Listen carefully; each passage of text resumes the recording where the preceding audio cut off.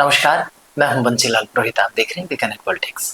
मैं आज ऐसी शख्सियत से मिलाने जा रहा हूं जो कि किसी परिचय की मोहताज नहीं है। मैं अक्षय आईएएस से श्री मदन गोपाल जी मेघवाल से आपको मिलाने जा रहा हूं, जो कि 2019 के लोकसभा कांग्रेस से प्रत्याशी भी रहे हैं। और हम बात करते हैं मदन जी मेघवाल साहब से। सर नमस्कार। नमस्कार सर, मेरा पहला सवाल आपसे यही है कि आपने काफी लंबे समय तक प्रशासनिक सेवाओं में काम किया और उस अनुभव ने आपको राजनीति में प्रेरित कैसे कर दिया, राजनीति में आने के लिए? मैं 1994 में मैं राजस्थान पुलिस सेवा में भर्ती हुआ था जी। और उसके बाद प्रमोशन होकर के मैं आईपीएस बना और उस दौरान मुझे विभिन्न कैपेसिटी में विभिन्न जगहों पर काम करने का मौका मिला। मैं पुलिस की नौकरी को बहुत एंजॉय कर रहा था। उसमें मुझे बहुत अच्छे अनुभव मिले, रेस्पेक्ट मिला, रिगार्ड मिला, सब कुछ मिला। लेकिन मैं एक चीज महसूस करता था कि प्रशासन और शासन में शासन जो नीति नियम कानून कायदे तय करता है उसके दायरे में रह करके प्रशासन को काम करना होता है। प्रशासन अपनी मर्जी से कोई चीज नहीं कर सकता जो कि कानून से बाहर हो। तो ऐसी परिस्थिति में जब देखते हैं तो यह स्पष्ट है कि शासन और प्रशासन में शासन का दर्जा हमेशा ही ऊपर होता है। शासन में आने के बाद आप कई चीजें कर सकते हो, ये आपकी सोच पे, आपकी इच्छा शक्ति पे, उस पर निर्भर करता है कि आप क्या करते हैं। आप ऐसे नीति नियम कानून बना सकते हैं जिससे जनता का एक बहुत बड़े लेवल पर फायदा कर सकते हो। प्रशासन के अंदर आप व्यक्ति जो आपसे अप्रोच करेगा उसी तक आप फायदा पहुंचा सकते हो, जबकि शासन में रह करके राजनीति में आकर के आप उन लोगों के लिए भी काम कर सकते हो जो कभी आपके जीवन में संपर्क में ना आएंगे जी। तो ये बहुत बड़ा कारण था। और इसके भी एक बड़ी बात बताता हूं मैं आपको कि क्या बिना शासन के, बिना राज के समाज संभव है? जहां तक है, मैंने सबसे ये प्रश्न कहा तो उत्तर एक ही आता है कि बिना राज के समाज नहीं चल सकता। जब राज होगा तो राजनीति भी होगी जी। और राजनीति वो फील्ड है, राज वो है जो सारी संस्थाओं के ऊपर होता है। तो आप उस फील्ड में आकर के, और हमेशा ये कहा जाता है कि राजनीति के अंदर अच्छे लोग नहीं है। तो कई बार अच्छे लोग कहते साहब हम तो यार राजनीति के अंदर नहीं जाएंगे, हम तो शरीफ लोग हैं, अच्छे लोग हैं। मैं क्या, शरीफ लोग और अच्छे लोग अगर राजनीति में नहीं जाओगे तो फिर राजनीति अच्छी कैसे रहेगी? फिर राजनीति को दोष कैसे दोगे आप? तो ये जो कोई भी आदमी ये समझता है कि मैं कुछ अच्छा योगदान कर सकता हूं, उसे मैं मेरे लिए नहीं कह रहा हूं, मैं आने वाली पीढ़ी के लिए और औरों के लिए उनको भी मैं कहूंगा कि राजनीति की तरफ आना चाहिए। अच्छे लोग आएंगे तभी राजनीति अच्छी होगी, अपने आप नहीं होगी। ठीक है सर, जैसे ही आपने प्रशासनिक सेवा में काम किया उस टाइम वहां की ऐसी कौन सी जनता की समस्याएं थी जो आपको सबसे ज्यादा वहां पर परेशान करती थी? देखिए, मेरे को तब भी अब भी और हमेशा ये एक बात जरूर परेशान करती है, वो ये है कि आम आदमी के जी वाजिब काम भी होते नहीं, उसकी भी सुनवाई नहीं होती है जी। इसके लिए लोग दोष देते हैं, प्रशासन को भी दोष देते हैं, शासन को भी दोष देते हैं, राजनीति को तो पानी पी पी के गले निकालते हैं। लेकिन मैं यही कहूंगा कि राजनीति को अच्छा बनाना अच्छे लोगों के साथ साथ जनता का भी दायित्व है कि वो ऐसी नीतियों वाली दल को चुने, ऐसी नीतियों वाली पार्टी को चुने जो जनता के हित में काम करे, न कि भावनाओं में बहला करके आपको उलूल जुलूल की बातों में उलझा करके, जो कुछ बीत गया है उसके अंदर उलझाए रख करके जो शासन हासिल करेगा वो जनता के हित के लिए कभी काम नहीं करेगा, क्योंकि उसका ध्येय ही शासन प्राप्त करना। जैसे गांधी जी ने कहा है कि साध्य और साधन दोनों पवित्र होने चाहिए। उनका न तो साध्य पवित्र है, न साधन पवित्र है। साध्य भी उनका जैसे तैसे सत्ता हासिल करो और उस सत्ता का अपने निजी हितों के लिए वो प्रयोग करो, और साधन उनका ये है कि साम दाम दंड भेद। मैं इस नीति को सबसे घटिया किस्म की नीति मानता हूँ, न्याय के विरुद्ध मानता हूँ, मानवता के विरुद्ध मानता हूँ। यह कभी नीति हो ही नहीं सकती, ये तो अनीति है कि साम दाम दंड भेद के माध्यम से आपको जनता के बीच में जाता है, जनता के मुद्दों को लेकर के जाना है, जनता को जागरूक करके जाना है। तो ऐसी स्थिति के अंदर मेरे को ये लगता है, और मैं ये बहुत विश्वास के साथ कहता हूँ, ये मेरा दृढ़ विश्वास है कि राजनीति में ही आकर के आप न सिर्फ राजनीति को बल्कि समाज की सभी संस्थाओं को और सभी चीजों को प्रभावित करते हैं। मैं इसी सोच के साथ राजनीति में आया हूँ। ठीक है सर, मेरा अगला सवाल यही है कि 2019 का जो लोकसभा का चुनाव आपने लड़ा, उसका अनुभव आपको बताना है। बहुत अच्छा अनुभव रहा। मैं नौकरी छोड़ के सीधा राजनीति में आया था और जनता ने बहुत अच्छे से लिया। जनता ने बिल्कुल ये माना कि कोई व्यक्ति त्याग करके, मैं 5 साल से ज्यादा की आईपीएस की नौकरी छोड़ के आया था, तो लोगों ने इस बात को माना भी। लेकिन मैं व्यक्तिगत तौर पे ये मानता हूँ कि मेरा अनुभव बहुत अच्छा रहा, और अनुभव उस सेंस में भी अच्छा रहा कि मैं बिल्कुल नया था और इतना कुछ माहौल था, तो भी मैं राजस्थान में, हमारी पार्टी 25 की 25 सीट आ रही थी, फिर भी मैं नीचे से 5 व्यक्ति ही मेरे से कम मार्जिन से आ रहे थे, बाकी 19 लोग मेरे से ज्यादा मार्जिन से आ रहे थे। तो ऐसे में मैं मानता हूँ कि जो कुछ हुआ वो बहुत अच्छा हुआ और मुझे बहुत अच्छा अनुभव रहा। मुझे इस चीज़ का कोई मलाल नहीं है कि मैंने नौकरी गंवा दी, मैं चुनाव हार गया। मैदान में आए हैं तो कभी गिरेंगे तो कभी जीतेंगे। ठीक है, जो कांग्रेस की विचारधारा है उसके बारे में आपका क्या कहना है?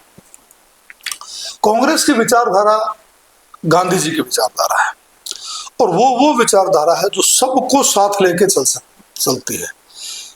मेरा राजनीति में आना, राजनीति में भी कांग्रेस पार्टी को चुनने का जो सबसे बड़ा मकसद है वो यही है कि वो दल, वो नीति, जो नीतियां देश का भला वही कर सकती है जो सबको साथ लेके चले। मैं आपसे एक बात बताऊं कि घर के अंदर भी यदि 5 आदमी 4 आदमी होते हो और उसके अंदर भी यदि घर का मुखिया या वो अगर सबको साथ लेके नहीं चले तो घर में नहीं चल सकता।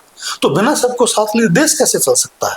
मेरी सबसे और पहली प्राथमिकता अगर कोई पूछे, बाकी सब बातें अपनी जगह पर है, विकास होता है। कांग्रेस ने इस देश में सबसे जो बड़ा काम किया, प्रजातंत्र को मजबूत किया, प्रजातांत्रिक संस्थाओं को मजबूत किया, जो कॉन्स्टिट्यूशनल बॉडीज है उन सबको मजबूत किया, और उसके साथ विकास की जो बेसिक चीजें हैं, चाहे उस समय भारी उद्योग लगाने का है, बांध बनाना है, कृषि के क्षेत्र में हम दाने दाने के लिए लोगों पर मोहताज था, और कांग्रेस की नीतियों के कारण से हम खाने में आत्मनिर्भर हुए, न केवल आत्मनिर्भर हुए, हम निर्यात तक करने लगे।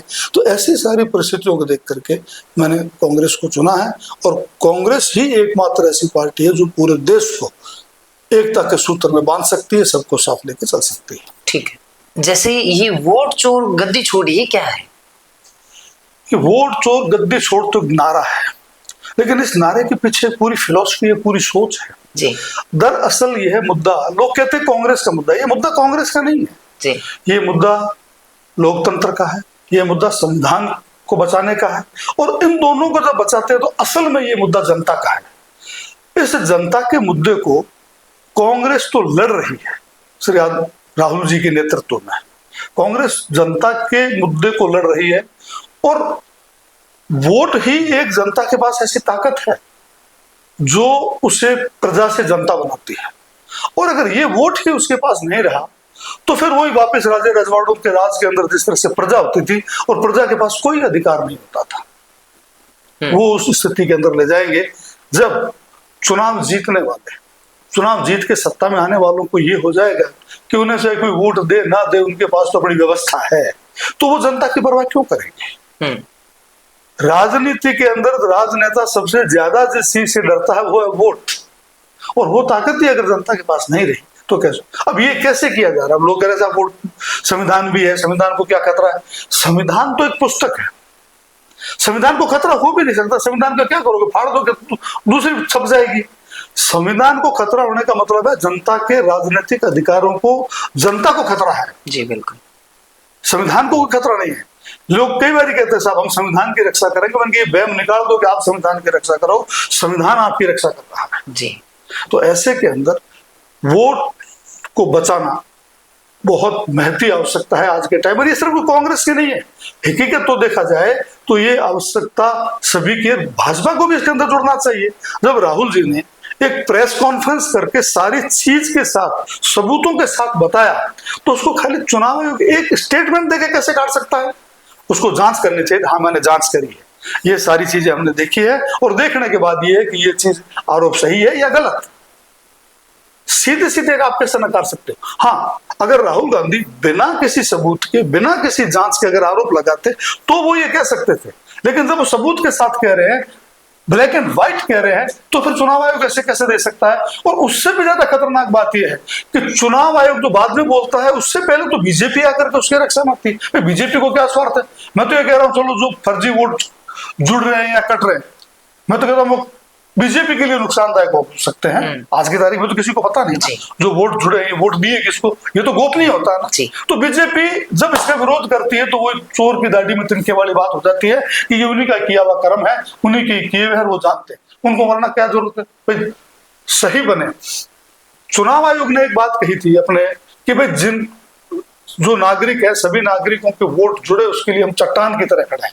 मैं कहता बिल्कुल आपको चट्टान की तरह नहीं, हिमालय की तरह खड़ा होना चाहिए, सबका वोट बनना चाहिए जो जायज है, लेकिन यह भी आपकी जिम्मेदारी है कि किसी जायज का वोट कटे नहीं और किसी नाजायज का वोट जुड़े नहीं। आप उस पर क्यों नहीं आते? आप ये कहिए कि हम जो नाजायज वोट जो जुड़ रहे हैं उनके लिए हिंद महासागर की तरह भी उनको लेकर डूब जाएंगे, तब चुनाव आयोग की साख बढ़ती और चुनाव आयोग पर विश्वास होता। वो एक तरफा बात क्यों करता है? बीजेपी क्यों चुनाव आयोग के पक्ष में आती है? और वैसे तो अब ये बातें करनी बेमानी होगी कि जिस तरह से आजकल चुनाव आयुक्तों की नियुक्ति होती है, उनका सिलेक्शन होता है, पहले देखिए 3 सदस्य होते थे, प्राइम मिनिस्टर, नेता प्रतिपक्ष और सुप्रीम कोर्ट के मुख्य न्यायाधीश। अब उन्होंने कानून में बदलाव करके मुख्य न्यायाधीश को बाहर निकाल करके और एक मंत्री जो प्रधानमंत्री नॉमिनेट करे।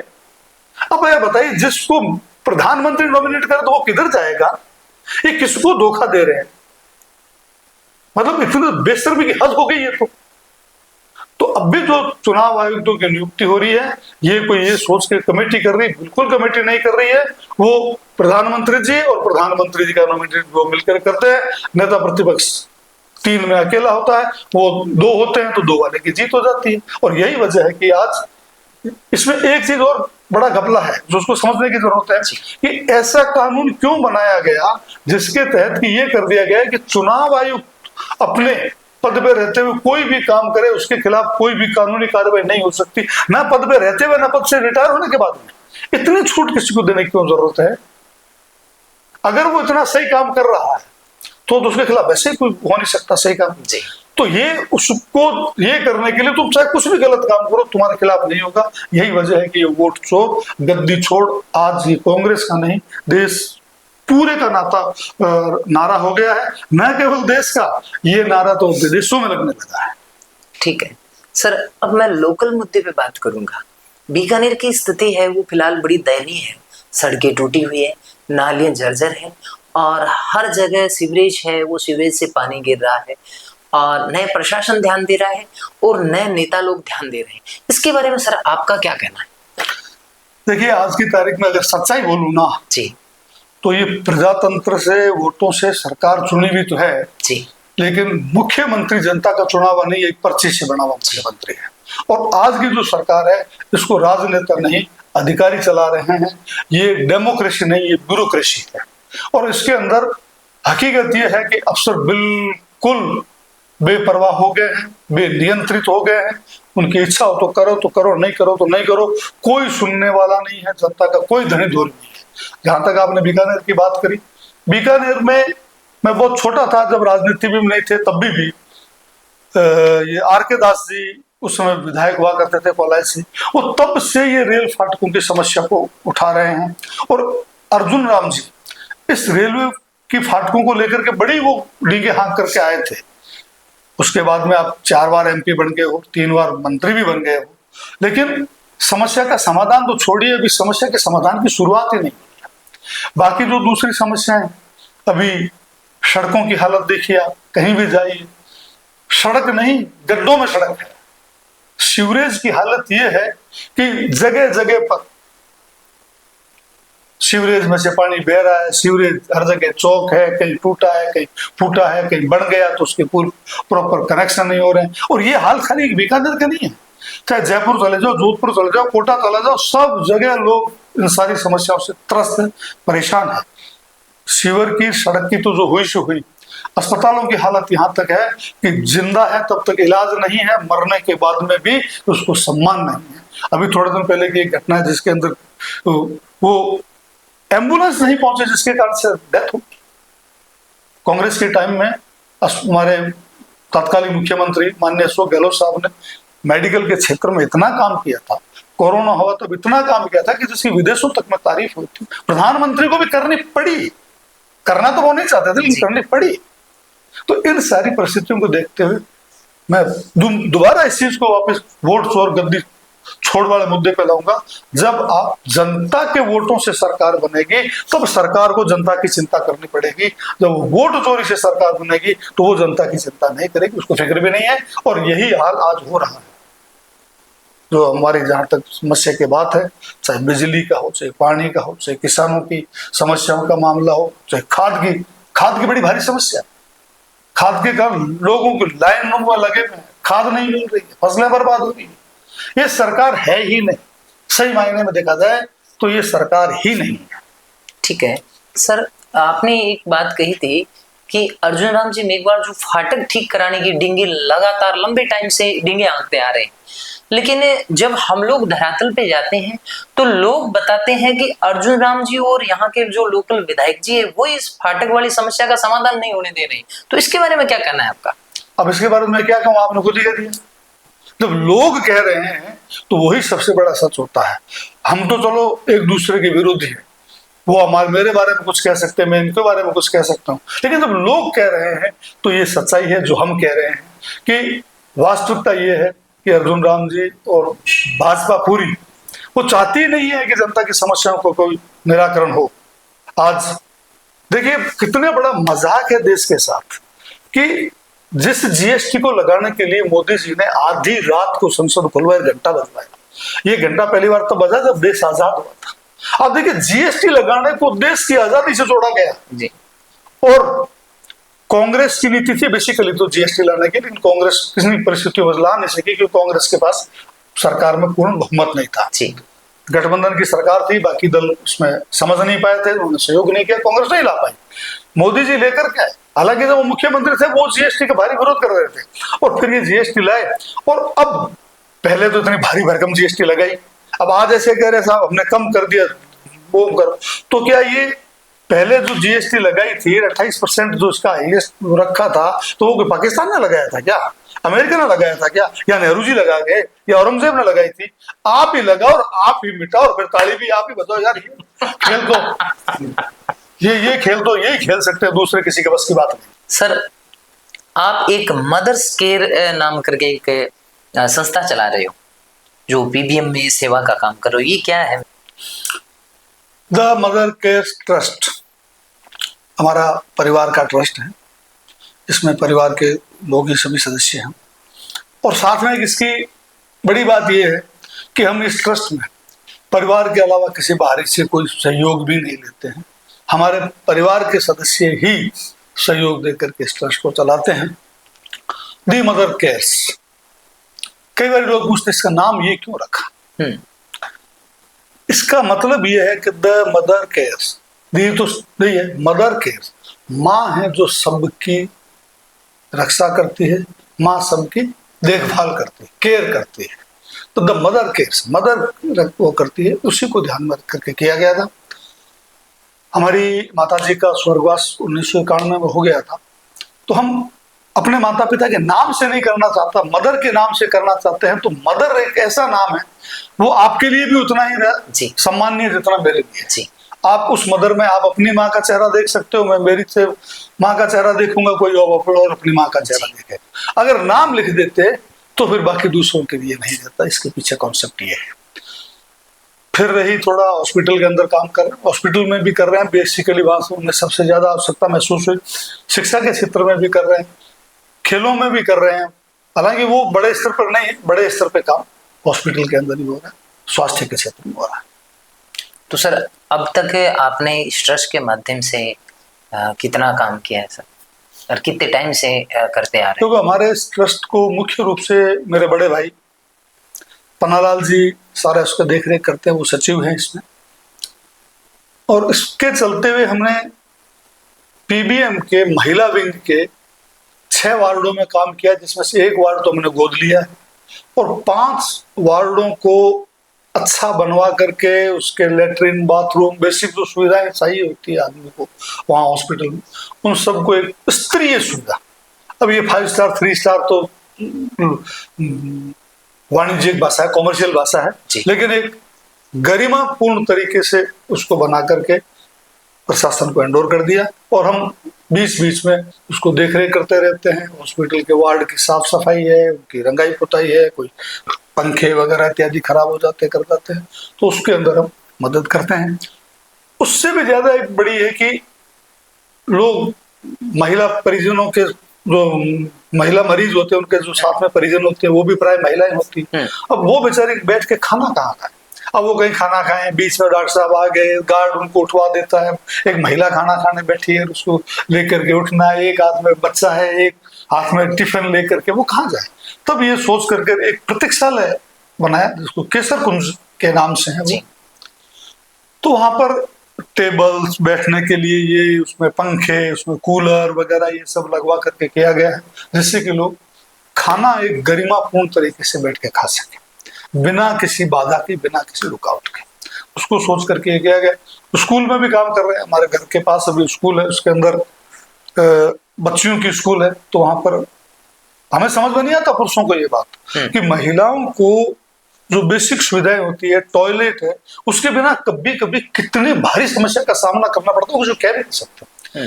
तो वहां पर अभी डबल मंजिल में 4 और 4 8 टॉयलेट बनवाए गए हैं और वो भी बहुत अच्छे स्तर के हैं। सारी अच्छी सुविधाएं बढ़िया, उसके अंदर पानी की व्यवस्था हो और चीजें हो, गेट्स बढ़िया हो, सारी चीजें, ताकि वो अपने गरिमा के साथ ठीक है इन दैनिक चीजों को पूरा कर सके। सर, जैसे द मदर केयर ट्रस्ट और केसर कुंज, इनके माध्यम से आप सेवा कर रहे हैं, तो ये प्रेरणा आपको कैसे मिली सर? इसकी प्रेरणा कोई एक व्यक्ति को, मेरे को मिली हो ऐसा नहीं है, ये हमारा पूरे परिवार का जॉइंट वो मामला है। और इसकी केसर कुंज में जो केसर है वो मेरी माँ का नाम जी। सही मायने में देखा जाए तो इस सारे काम की जो प्रेरणा है, उस प्रेरणा के पीछे मेरी माँ और मेरे पिताजी ही, उन्हीं की सोच है। माँ की सेवा, और मेरे पिताजी चाहे अनपढ़ थे लेकिन वो एक अच्छे दार्शनिक लगते थे, तो उन दोनों की ही सोच हमारे लिए प्रेरणा का काम करती है। ठीक है सर, भविष्य में आप पीबीएम में कौन कौन से बदलाव देखना चाहते हैं? देखिए, पीबीएम भी हो चाहे कोई भी हो, सभी में सुधार की गुंजाइश हमेशा रहती है। चाहे साफ सफाई का क्षेत्र हो, मेन चीज तो इलाज है, जो डॉक्टर्स करते हैं, सरकार करवाती है, ये करती है। हम उसके अंदर बहुत छोटी भूमिका निभा सकते हैं, जो सरकार काम कर रही है उसके अंदर हम सहयोग के रूप में जितना भी कोई आदमी करता है उसके रूप में हम यही चाहते हैं कि जो पीबीएम हॉस्पिटल है इसमें और नई नई मशीनें आए, इन्वेस्टिगेशन किया है, स्टाफ बढ़े, नई बिल्डिंग है तो काफी बनी है, और आवश्यकता है। ये एक ऐसी चीज है, इसकी बढ़ती ही जाएगी, आवश्यकता बढ़ती जाएगी, कभी भी ऐसी स्थिति नहीं आएगी कि अब तो कोई जरूरत ही नहीं है। हम ये कह सकते हैं वो हमारे पास जगह नहीं है, ये नहीं तो कहीं और होगा, ये होगा। तो पीबीएम के अलावा स्वास्थ्य और शिक्षा, ये 2 सरकार के प्राथमिक दायित्व होना चाहिए। इनमें मैक्सिमम सुविधाएं दी जानी चाहिए, अच्छी सी गुणवत्तापूर्ण इलाज हो, गुणवत्तापूर्ण शिक्षा हो, सबको शिक्षा हो, सबको इलाज हो, ये चीजें होनी चाहिए। ठीक। भविष्य में सर आपका प्लान क्या रहेगा? क्या भविष्य में भी आप लोकसभा का चुनाव लड़ेंगे? देखिए, मेरा भविष्य का प्लान जो मैंने शुरू में कहा, मेरा प्लान यही है कि मैं राजनीति के माध्यम से वृहद स्तर पर जनता की सेवा कर सकूं। उसके लिए जो भी पार्टी मुझे मौका देगी, चाहे एमएलए का दे, चाहे एमपी का दे, जो भी देगी उसे मैं ईमानदारी के साथ करूंगा। चुनाव भी ईमानदारी के साथ लड़ूंगा और जीतने के बाद भी जनता की सेवा भी ईमानदारी से करूंगा। ठीक है सर, 2028 विधानसभा का चुनाव और 29 का लोकसभा का चुनाव, तो उसके परिणाम के बारे में आप क्या कहना चाहोगे सर? निश्चित रूप से तय है कि 2028 में राजस्थान में कांग्रेस की सरकार बनेगी और दिल्ली में आदरणीय राहुल जी के नेतृत्व में हमारे गठबंधन की सरकार बनेगी, इसको कोई रोक नहीं सकता। ठीक है, तो सर लोकल मुद्दे पे बात करते हुए मैं आपसे कहना चाह रहा हूँ कि बीकानेर के अंदर जो कांग्रेस का जो संगठन है उसमें फेरबदल की आवश्यकता है, आपको क्या लगता है सर? बिल्कुल आवश्यकता है। इस आवश्यकता को न केवल बीकानेर के स्तर पर, पूरे राष्ट्रीय स्तर पर पार्टी के द्वारा महसूस किया गया है और इस पर बड़ी गहराई से काम भी हो रहा है। अभी संगठन सृजन अभियान चल रहा है हमारा, जिसके तहत राजस्थान में भी संगठन के जिलाध्यक्षों की नियुक्तियां होनी है और उसकी नियुक्तियों की बिल्कुल पूरी नए तरीके से प्रक्रिया बनाई गई है। इसके लिए यहाँ पर हमारे राजेश लिलोटिया जी को प्रभारी बनाया गया है, बीकानेर शहर और बीकानेर ग्रामीण दोनों के लिए। वो आएंगे, यहाँ सभी लोगों से बात भी करेंगे, पार्टी के लोगों से बात भी करेंगे, पब्लिक की भी लेंगे, लोगों से अपने हिसाब से करेंगे। तो पूरा एग्जैक्टली मुझे नहीं पता है, लेकिन जो दूसरी जगहों पे हुआ उसका अनुभव ये बताता है कि पूरा चिंतन मनन करने के बाद में वो एक पैनल बनाएंगे, पैनल बना करके देंगे, फिर हमारा जो शीर्ष नेतृत्व है, केंद्रीय नेतृत्व है, वो तय करेंगे और जिलाध्यक्षों को जिम्मेदारी देंगे। इस तरह से जब जिलाध्यक्ष बनेंगे तो वो जिलाध्यक्ष वास्तव में पार्टी को समर्पित होगा, किसी नेता विशेष की कठपुतली नहीं होगा और वो अच्छे तरीके से काम करेगा और हमारा संगठन बहुत मजबूत होगा। अगर आप संगठन की बात करो तो संगठन इन लोगों ने सीखा ही कांग्रेस से है जी। संगठन बनाने की क्षमता जो सबसे पहले जिसने करी थी वो महात्मा गांधी के नेतृत्व में कांग्रेस ने की थी। देश को जो आजादी दिलाई वो संगठन के बूते ही दिलाई थी। तभी तो वो था कि महात्मा गांधी के पीछे चाहे वो महिला हो, चाहे पुरुष हो, चाहे अनपढ़ हो, चाहे पढ़ा लिखा हो, चाहे अमीर हो, चाहे गरीब हो, चाहे बच्चा हो, चाहे बूढ़ा हो, चाहे जवान हो, कोई भी हो, महिला हो, पुरुष हो, सब लोगों ने मिलकर के देश की आजादी के लिए काम किया। इससे बढ़िया संगठन क्या हो सकता है। लेकिन बीच में कुछ समय ऐसा आया, लंबे समय तक सत्ता में रहने के कुछ दुष्परिणाम भी होते हैं, जिसके कारण से हमारा पार्टी का ध्यान थोड़ा संगठन की तरफ हट गया था, जिसको बहुत ही गहराई से महसूस किया जा रहा है, बड़ी शिद्दत से महसूस किया जा रहा है। और आप आने वाले टाइम में देखेंगे कि कांग्रेस का संगठन इंडिया में नंबर 1 पर होगा। ठीक है सर, बीकानेर की जनता को आप क्या संदेश देना चाहते हो? तो जनता को संदेश तो हम क्या दें, जनता हमें आदेश देती है। फिर भी मैं आपके माध्यम से एक ही बात कहना चाहूंगा, जनता जनार्दन है, जनता को प्रजातंत्र में राजा क्यों कहा जाता है? कहता है ना, जनता ही राजा है। देखिए, राजा वो होता है जिसके पास सब अधिकार, सर्वाधिकार होते हैं। अब लोग कहीं कहेंगे सर हमारे पास तो खाली वोट देना का, वोट ही असली राजनीति है। मैं जनता से ये निवेदन करना चाहता हूं कि आप राजनीति करना सीखिए। राजनीति चुनाव लड़ने को मैं राजनीति नहीं मानता, पद हासिल करने को भी राजनीति नहीं मानता। वोट आपका अधिकार भी है और आपकी जिम्मेदारी भी है। इस वोट को सही ढंग से इस्तेमाल करना सीखिए। मैं तो न केवल बीकानेर की जनता से, आपके माध्यम से जो भी देख रहे हैं, सुन रहे, सभी से निवेदन करूंगा कि आप जनता बन के वोट करिए, प्रजा बन के मत कीजिएगा। अपना और अपने बच्चों के भविष्य को ध्यान में रखते हुए कीजिएगा कि कौन आपके बच्चों के लिए शिक्षा की बेहतर व्यवस्था कर सकता है, स्वास्थ्य की बेहतर व्यवस्था कर सकता है, रोजगार की बेहतर व्यवस्था कर सकता है, वैज्ञानिक दृष्टिकोण की वो कर सकता है, न्याय प्रणाली को कौन ठीक कर सकता है, और इन सब के साथ कौन ऐसा है जो सबको साथ लेके चल सकता है। इन बातों को अगर ध्यान में रख करके वोट देंगे तो जनता भी अपना फर्ज निभाएगी, और अच्छे से करोगे तो अच्छी चीज का फल भी अच्छा ही आएगा। अगर इन सारी चीजों पर बात करें तो मेरे को कांग्रेस से बेहतर कोई पार्टी नजर नहीं आती। ये थे श्री मदन गोपाल जी, जो कि अक्षय IPS ऑफिसर रहे हैं और लोकसभा 2019 के प्रत्याशी भी रहे हैं और बहुत ही सरल और सहज व्यक्तित्व के धनी हैं। धन्यवाद। कैमरामैन जितेंद्र मेघवाल के साथ बंसीलाल प्रोहित।